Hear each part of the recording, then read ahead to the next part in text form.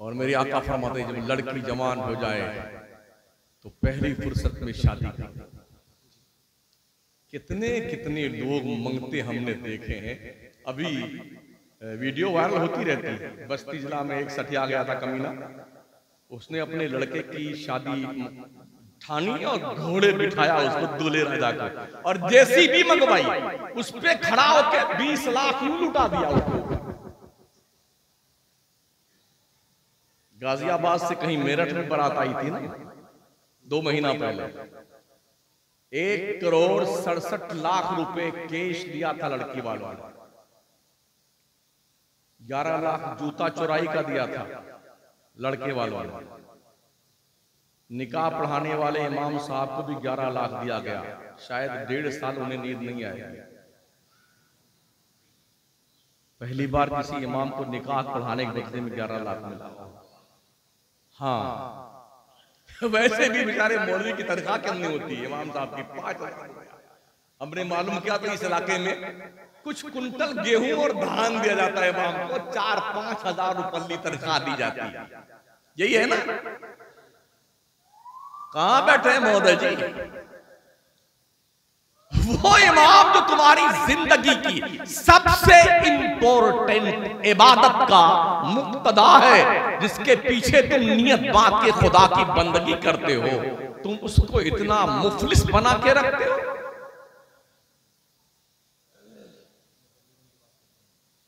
जी जी, होता यह है अक्सर बेशतर कई इमामों को बहुत तशाबो लगता, धोखा होता। कभी 3 रकात वाली 4 रकात पढ़ा जाते हैं, कभी 4 वाली को 2 ही पे सलाम फेर लेते हैं। जब मैंने कुछ लोगों से पूछा, यार बार बार तुम्हारी ये शिकायत आती है कि तुम ऐसा करते हो और तुमको बार बार 2 रकात को 3 रकात, 3 को 4 रकात।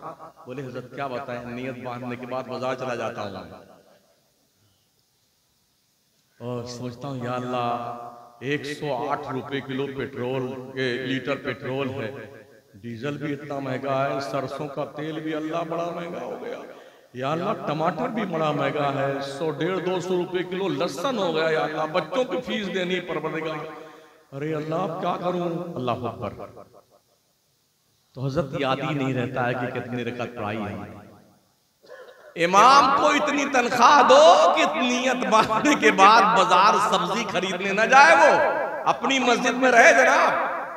हाँ, क्या कितनी गैरत मर गई हमारी कौम की। मैं तो दुआ करता हूं बार बार अल्लाह मौलवियों को खुद कफील बना दे।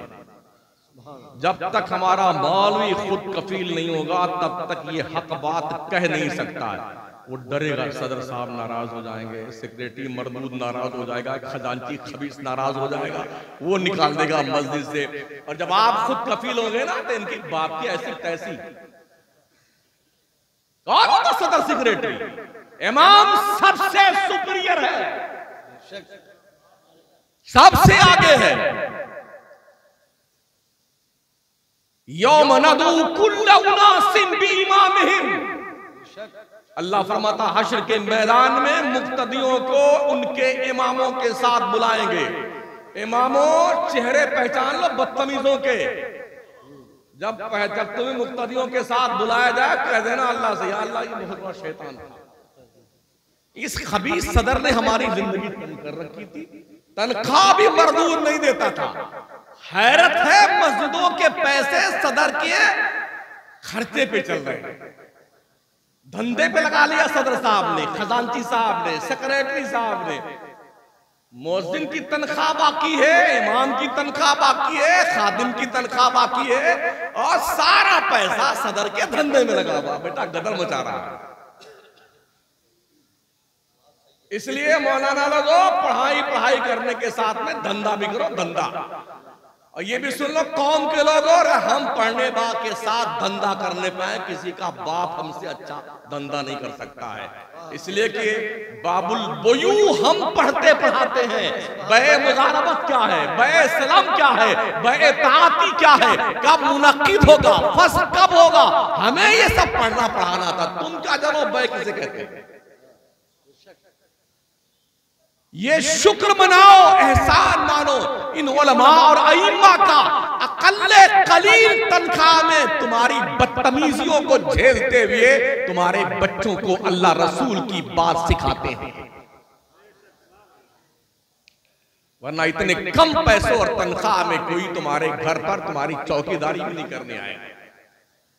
हाँ, मरने लगो तो कुरान खानी करें बेचारे, जी मर जाए तो फातिहा करके बख्शवाने आ जाए, बच्चा पैदा हो कान में इकामत कह दे, और शादी के मौके पे हजरत निकाह पढ़ाने आ जाना। अगर किसी निकाह पढ़ाने वाले ने कह दिया कि मुझे 5,000 रुपया निकाह की पढ़ाई का दे दीजिए, कहाँ कुरान में लिखा हुआ है? हाँ, हदीस में लिखा बताओ। तो ये जो ढोल बाजे नगाड़े और डीजे लेके मरदूद तू आया था, ये लिखा हुआ कुरान और हदीस में? ये बारात लिखी भी कुरान और हदीस में? लड़की वालों से 2.5 कुंटल गोश्त का तूने फरमाइश करके अपनी तोंद भरवाया है, ये कुरान में लिखा हुआ है? ओ भिख मंगे, लड़की वालों से पैसा लिया है, बुलेट की गाड़ी का पैसा, कहां लिखा हो कुरान और हदीस में? असली काम तो मौलवी साहब करते हैं, निकाह न पढ़वाए बेटे यूं घूमते रहोगे। ये असली काम मौलाना करे? बताइए यार, डॉक्टर नब्ज पकड़ने का भी पैसा ले लेता, 500 रुपए फीस, 1000 रुपए फीस, 2000 रुपए फीस। बंबई चले जाए तो 55,000 रुपए फीस, सिर्फ ऐसे 4-5 मिनट दीजिए पैसा। अब दवा लिखते हैं, जाइए कहीं लीजिए, आप जाने, आपका कहा अच्छा हो तो तुम, मरो तो तुम, हमने क्या करना, हमारे 5,000 खड़े हो रहे। क्या तुमने मौलवियों को इससे भी सस्ता समझा है? जो तुम्हारी औलाद को अल्लाह रसूल की मार्फत का पता देते हैं, जो दीनदार बनाते हैं, क्या इनकी इतनी भी वैल्यू नहीं है? कहीं ऐसा ना हो कि सारे उलमा ये काम छोड़ करके बिजनेस करने लग जाएं, तुम्हारे मैयतें धरी रहेंगी, सड़ जाएंगी दरवाजे पे। ये ध्यान रखना। लॉकडाउन के पीरियड में हजारों बड़े बासलाहियत असातिज़ा, जो मुल्ला हसन और इस जैसी बहुत हिदाया और जनाबे वाला सदरा और बुखारी पढ़ाने वाले लोग, ये लोग जिन्होंने मदरसा पढ़ाना छोड़ दिया इसलिए कि कौम ने लॉकडाउन के पीरियड में अपने उलमा और इमामों का ध्यान न दिया, और बेचारे गुर्बत के आलम में कितने इंतकाल कर गए।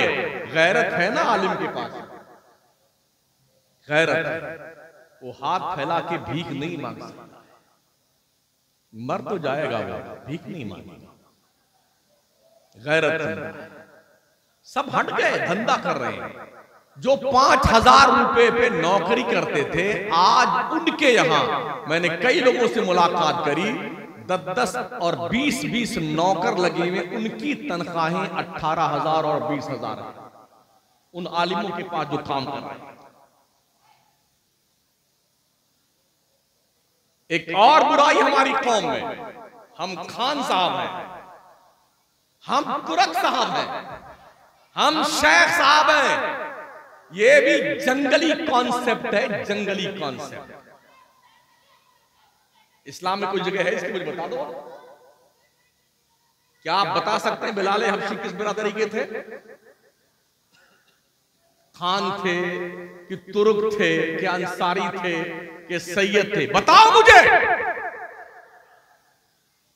चौधराहट छाड़ते।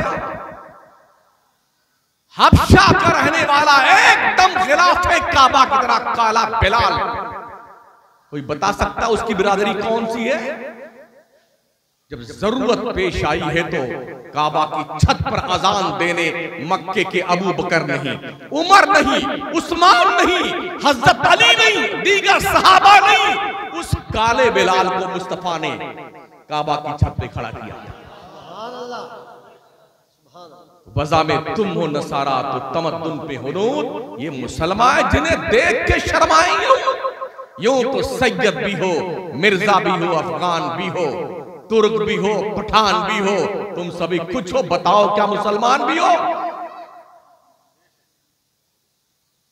आइए कुरान से पूछते हैं ना, या अय्युहन्नास इन्ना खलकनाकुम मिन ज़करिन व उन्सा व जअलनाकुम शुअबन व क़बाइल लितआरफू इन्ना अकरमकुम इंदल्लाहि अतक़ाकुम। ऐ लोगों, हमने तुम्हें एक मर्द एक औरत से पैदा किया है। पठान नहीं, तुर्क नहीं, अंसारी नहीं, नाई नहीं, फकीर नहीं, अल्लाह ने इन्हें में इंसान पैदा किया। बड़ा कौन है? कबीले जो बने ना, अल्लाह को शुअबन व क़बाइल, हमने तेरे ग्रोह बनाए हैं, कबीले बनाए हैं, ओनली फॉर इंट्रोडक्शन, पहचान के लिए। ये फला है, ये फला, ये फला है, ये फला है। बड़ा कौन है? अल्लाह फरमाता है इन्ना अकरमकुम इंदल्लाहि अत्काकुम, तुम में का बड़ा वो है जो अल्लाह से सबसे ज्यादा डरता है। मुझे बताओ ना यार, कहां इसका कॉन्सेप्ट इस्लाम में है कि हम बिरादरी वाद की बुनियाद पर बड़े हैं? तो फिर तुम में और गैर मुस्लिमों में फर्क क्या रहा है? वो भी फॉरवर्ड बैकवर्ड, पंडित जी, ठाकुर जी, ये शूद्र, ये फला है। ये इस्लाम में कहां है? शर्क से लेके गर्ब तक, शिमाल से लेके जनूब तक, इस्लाम के पैगंबर ने अपनी गुलामी की जंजीर में मुसलमानों को जकड़ कर रखा। हमारी एक बिरादरी है, मुस्तफा की वफादारी, बस, और कोई बिरादरी हमारी नहीं। बिरादरियां फख्र करने के लिए नहीं होती हैं। मुझे आप बता सकते हैं इमाम आजम अबू हनीफा की बिरादरी कौन थी? किस बिरादरी के थे? पठान थे? तुर्क थे?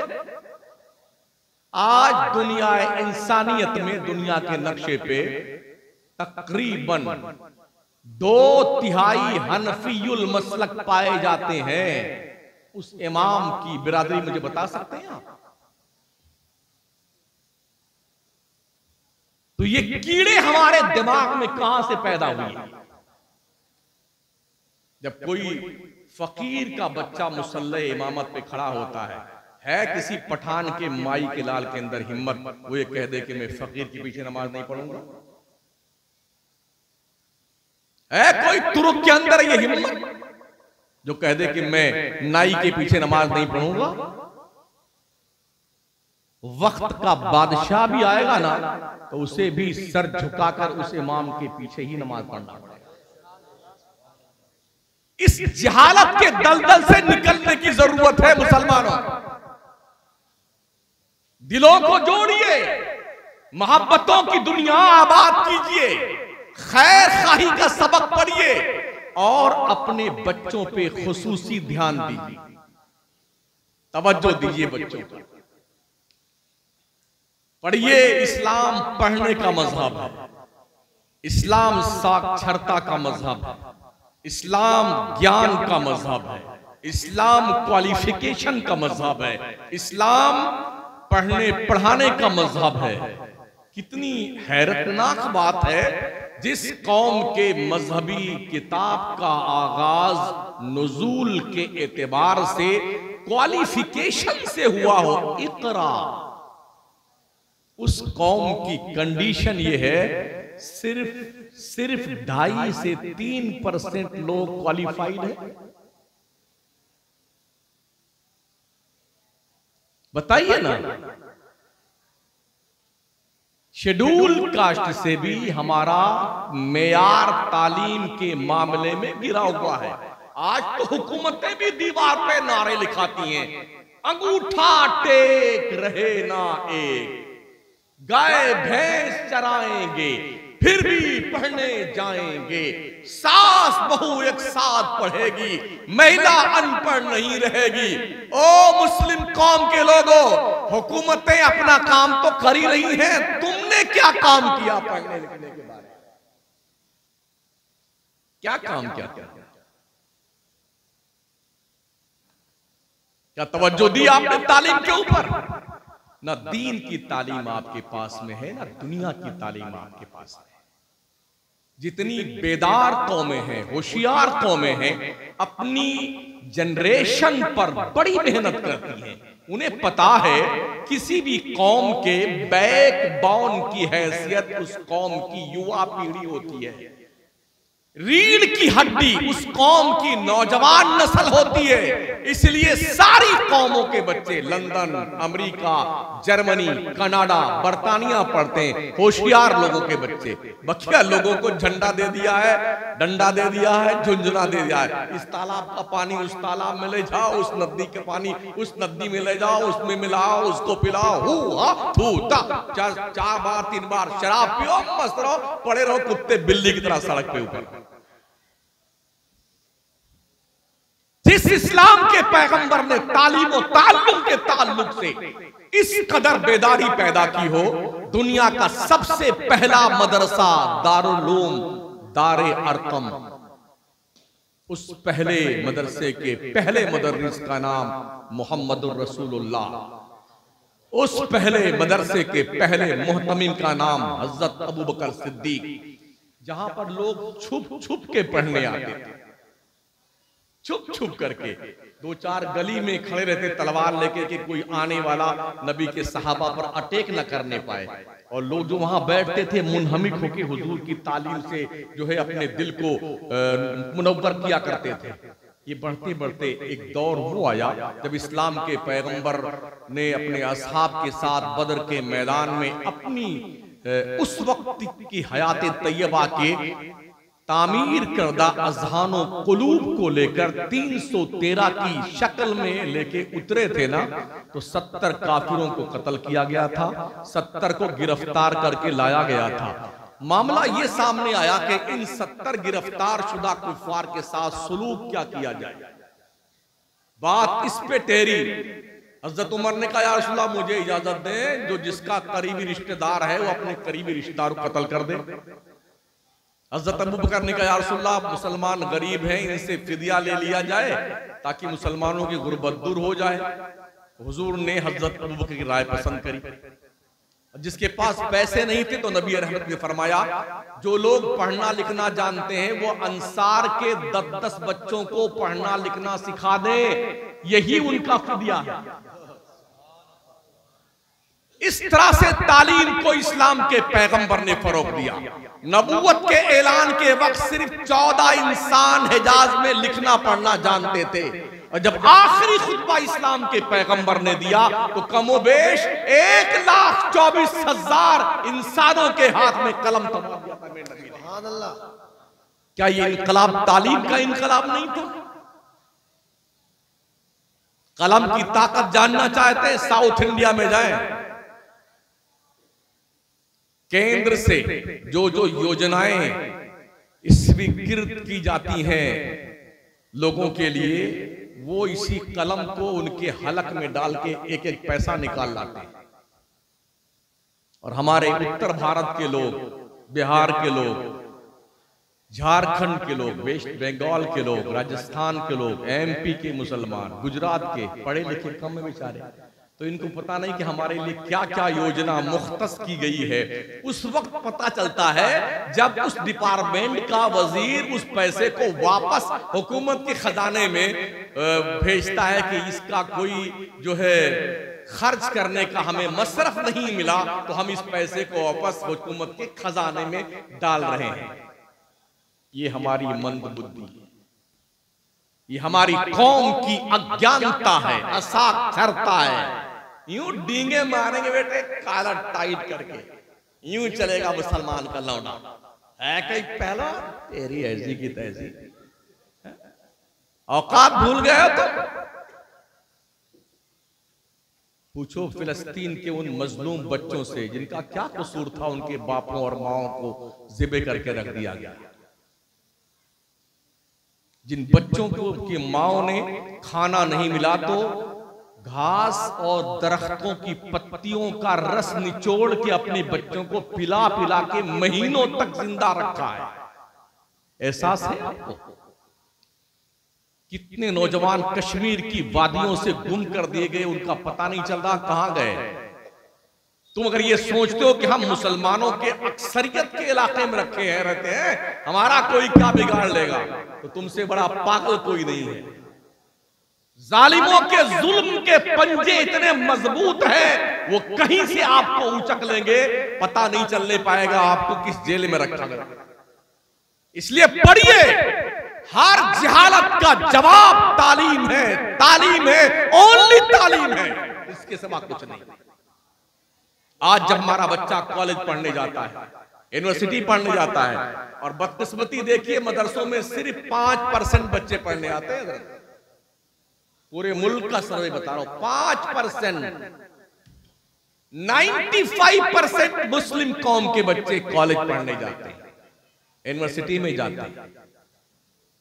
अर्ज करूं मैं आपसे, क्या आप ये सोचते हैं स्कूल, कॉलेज, यूनिवर्सिटी में आपके बच्चों को दीन सिखाया जाएगा, मजहब की तालीम सिखाई जाएगी? इस पर भी आपको हैरत होनी चाहिए।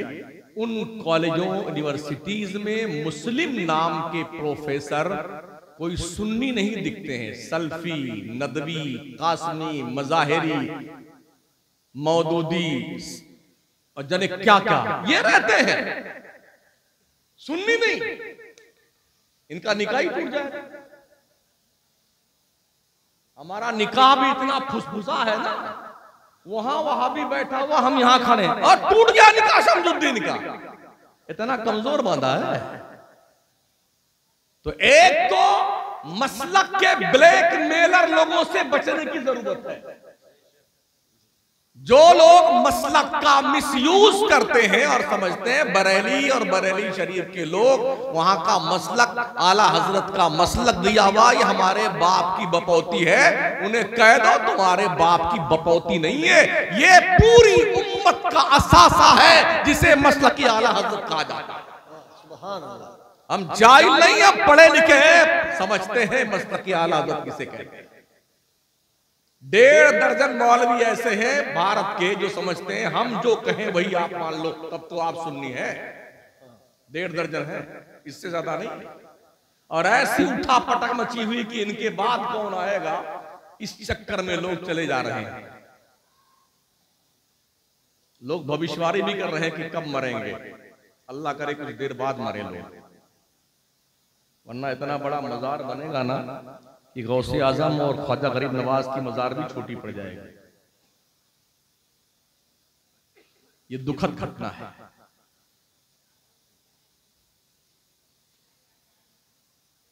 प्यारे आका अलैहिस्सलातु तस्लीम के पर मैं अर्ज कर रहा था, कॉलेज में बच्चा पढ़ने जाता है, फिर साइंसदानों के नाम पर, अरे यार न्यूटन कितना माइंडेड था, आइंस्टाइन कितना ज्यादा जानकार था, और गैलीलियो बड़ा काबिल आदमी था, केपलर बड़ा साइंसदान था। अरे पूछो मत यार। ओ मेरी कौम के नौजवान बच्चों, कॉलेज यूनिवर्सिटी में पढ़ने वालों, काश तुमको पता होता आज के 400 साल पहले तक दुनिया के नक्शे पे कहीं इल्म था तो सिर्फ मुसलमान के पास था। ये जितने भी अलेलो गलेलो है ना, अल्लाह की इज्जत की कसम, मुसलमानों के दस्तरखान पर पड़े हुए टुकड़े पस खुर्दा खा के साइंसदान बने हैं। हमारा बच्चा नहीं जानता फाराबी कौन था, हमारा बच्चा नहीं जानता दैनूरी कौन था, हमारा बच्चा नहीं जानता कि इब्ने सीना कौन था, हमारा बच्चा नहीं जानता ख्वारज़मी कौन था, हमारा बच्चा नहीं जानता इब्नुल हैसम कौन था, हमारे बच्चे को ये पता नहीं आज के कुछ 100 साल पहले बड़ी माजी करीब की साइंसदान शख्सियत इमाम अहमद रजा जैसा साइंसदान कितना माइंडेड था, हमारा बच्चा नहीं जानता। पढ़िए और 100 बार पढ़िए। मैं अर्ज करूंगा आपसे, स्पेन की सरजमीन पर जब अंग्रेजों ने कब्जा किया तो जो रसदगाहें मुसलमानों ने बनाई थी इजराम फलकी का मुताला करने के लिए, सितारों की हरकत का पता लगाने के लिए, तो यूरोप के इन दरिंदों को उसको चलाना नहीं आता था, तो इन्होंने उन रसदगाहों को चर्च में बदल दिया था। ये हमारी कामयाबी थी, हम मुसलमानों की जब पढ़ते थे मुसलमान, जब इस्लाम पढ़ा जाता था, इस्लाम के मानने वाले पढ़ते थे, जिस दौर में करतबा के जामा मस्जिद के मदरसे में तालीम दी जाती थी, यूरोप के जंगल में घूमने वाला गोरा अपने बच्चों को लेके आता था और मदरसे के सामने कतार लगा के खड़ा था, मेरे बच्चे का मदरसे में एडमिशन ले लो। जैसे आज ओ मुसलमान तू अपने बच्चों को लेकर कॉन्वेंट स्कूल के सामने खड़ा होता कि मेरे बच्चे का एडमिशन ले लो, ऐसे वो दौर में वो लोग आते थे।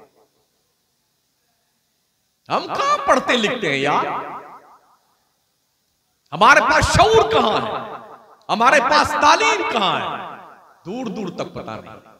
मगर फिर भी हमसे बड़ा ताकतवर कौन है, हमसे बड़ा ज्ञानी कौन है, हमसे बड़ा माइंडेड कौन है।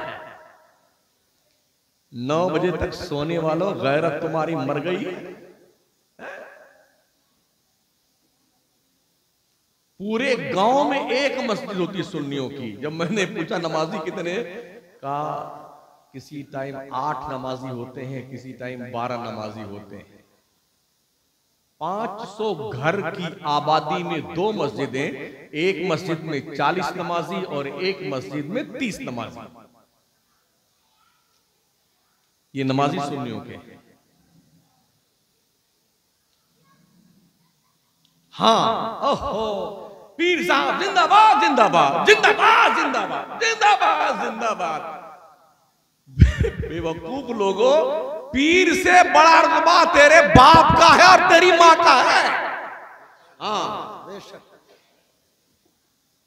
इतना बड़ा रुतबा है, मनसूस मिनल्लाह, मनसूस मिनर रसूल। हमने पीर के ताल्लुक से एक आयत कुरान में नहीं पढ़ी है। किसी के पास है तो मुझे समझा दे। जब मैंने मुतालबा किया कई जगह तो एक साहब ने कहा ओ यदुल्लाहि फौका ऐदिहिम। मैंने महोदय जी शानी नुज़ूल पढ़ने ना, उसका वो पीरी मुर्दी का चक्कर नहीं था कि साथ से उस्मान लेने का मामला था।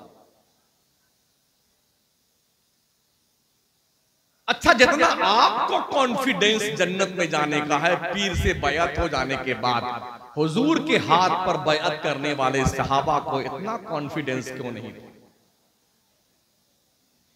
जिनके पास कन्फर्म टिकट था जन्नत का, वीवीआईपी का, क्यों रात भर रोते थे वो हजरत अबू बकर जिनकी शान में कुरानी आयात कई एक उतरी, बेशुमार मुस्तफा करीम की अहादीस करीमा जिनकी शान में। आका फरमाते मैंने अपनी सहाबा में से जिसने भी मुझ पर एहसान किया सबका हक अदा कर दिया, मगर अबू बकर का हक हश्र के मैदान में अल्लाह अदा करेगा। वो हजरत अबू बकर जिनकी रकम से मस्जिद नबवी की जमीन खरीदी गई, आधी जमीन पर जन्नत की क्यारी है और आधी जमीन पर रोज़े मुस्तफा का एरिया आता है जो अर्शे इलाही से भी अफजल है। वो हज़रत अबू बकर कहते काश मैं बकरी का बच्चा होता, लोग मुझे ज़िबा करके खा जाते, मैं अल्लाह को हिसाब कैसे दूंगा। काश मैं एक दिन का होता, हवा उड़ा ले जाती, मैं अल्लाह को हिसाब कैसे दूंगा। ये वो है जहां गुनाह का हम तसव्वुर नहीं कर सकते हैं, जिन पर अल्लाह का सलाम उतरता है, वो अल्लाह से इतना डरते हैं और जो बेटे जुम्मा ही नहीं पढ़ते हैं, इतना मोश पे ताव धरे बैठे, या अल्लाह हम ही जन्नत में जाएंगे। अजीब लॉजिक है आपके साथ, ये थिंकिंग तो मेरे बाउंसर जा रही है। सोएंगे 9 बजे तक और हमारी कौम के लोगों का हाल इतना बुरा है, इतना बुरा है। हम रोज चलते हैं, देखते हैं सड़कों पर रात के 3 बजे से बहुत सारे नौजवान लड़के और लड़कियां दौड़ लगाते हैं, उसमें कोई मुसलमान नहीं होता, कोई मुसलमान, सब दूसरे लोग होते हैं। कोई फौज में जाना चाहता है, कोई जीआरपी में, कोई सीआरपी में, कोई पीएसी में, कोई बीएसएफ में, और हम भंगार बेचेंगे, कुछ नहीं मिलेगा तो ये बॉयलर मुर्गा ला के वही काट काट के बेचा करेंगे, मुसलमान खाने में तो एक नंबर है ये है। हाँ, बगैर गोश्त खाए जो है इसको चैन नहीं आता है।